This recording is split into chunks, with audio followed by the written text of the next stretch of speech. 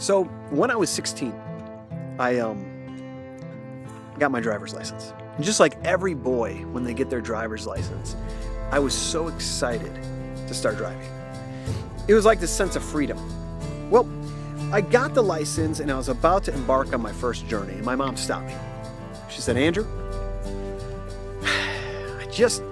and by the way, I was the firstborn, okay? And being the firstborn, your mom's kind of protective of you. My mom was very much. And she looked at me and she said, "Andrew, I just have one request. Please, please, please don't pick up any hitchhikers." I kind of stopped. I thought, oh, yeah, no problem. I thought, out of all requests, why that one? Well, a couple weeks later, I'd got my license. I'd been driving. I'd go to school, go to practices and things like that. Sure enough, I was on the way home from a practice, and there was a hitchhiker on the side of the road.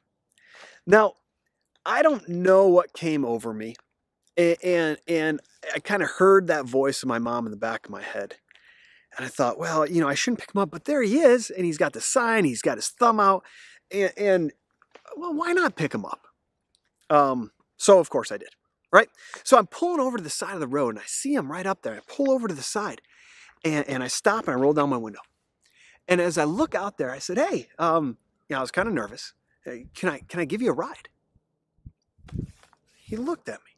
He goes, "No, I don't want to ride with you."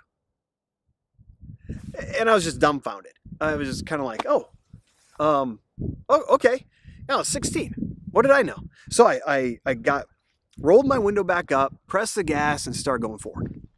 But something just really bothered me. I probably went down 10, 15 seconds, and I stopped the car. And when I stopped the car, I threw it in reverse a little bit and went right back to him. And I stopped. I rolled down my window. I said, "Sir, I can't help but notice you're hitchhiking, right?" He said, "Well, yeah, I'm hitchhiking."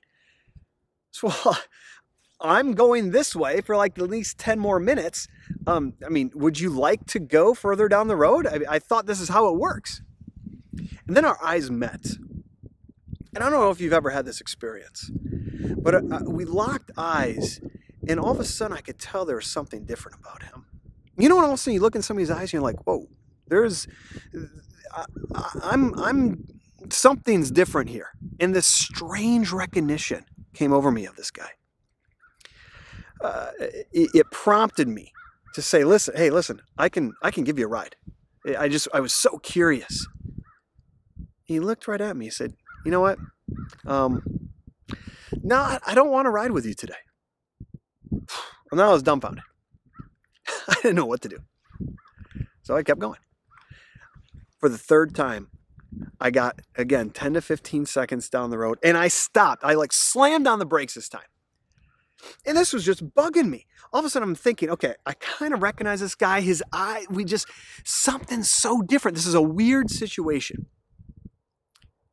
So I thought, oh, what do I have to lose? I went back and I at least got to know why this guy won't ride with me. So all of a sudden I pulled back. I rolled down my window again. I said, "Sir, if you don't mind me asking, can you tell me why you don't want to ride with me? You're a hitchhiker, right? This is what you're doing. You want to go down this road." And again, our eyes locked. He looked at me and said, "Andrew, I don't want to ride with you." He used my name. He knew me. I looked at him. I said, "Well, who are you? What do you mean you don't want to ride with me? Why don't you want to ride with me?" He said, "Andrew, I'm Jesus. I don't want to ride with you." At that point, I was convinced it was Jesus. He had said my name. I had looked right at him. I've never had an experience like this before. I was so filled with so many different thoughts and emotions. In thinking through it, without thinking, I said, well, why not? I know I don't have a great car. I know it's kind of messy in here. But listen, you can go. I will put aside everything I'm doing today. We'll go. I'll take you anywhere, Jesus. Anywhere you want to go, I'll take you. He said, "Drew, I don't think you get it. I don't want to ride with you." I didn't know what to make of it exactly. Besides the only question that came to my mind. So I asked him. I said, "Okay, well, why don't you want to ride with me?" And this is what he said. He said, "Andrew, because I want to drive your car. You see, when I heard that story from somebody talking to me before, when he said that, all of a sudden it made sense. Most of my life is spent controlling the things I can control. Most of my life spent me taking the steering wheel and saying, hey God, come along. I'm going for a great ride. You should come. You should help me out too. You know, I'll go, I'll drive ahead, and you can just kind of make sure everything works out well for my life. See, that's not how it works. When we give our lives to Jesus, when we really become a Christ follower, He asks us to give Him the keys. If you remember in the Bible, David, anytime David would go in battle, what would he ask God? He would ask God to go ahead of him.